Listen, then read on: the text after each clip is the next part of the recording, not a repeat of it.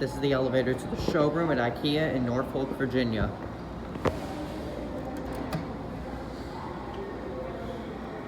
There it is.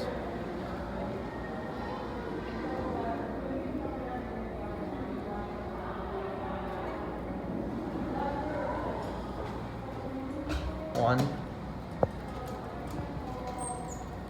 And here we go.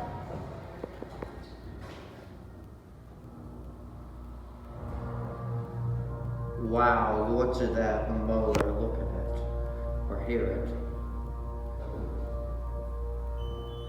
We're at 1, 0.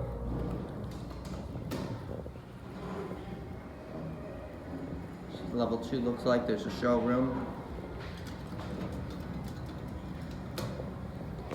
We'll get a copy. This thing is huge. Oh my god, but it only has spaces for 4 people due to COVID-19. Your fixtures, by the way, speaking of COVID-19, today's the last day of the longest year ever. Here's your directory, possibly want to read that. Capacity to 100 or 500 pounds.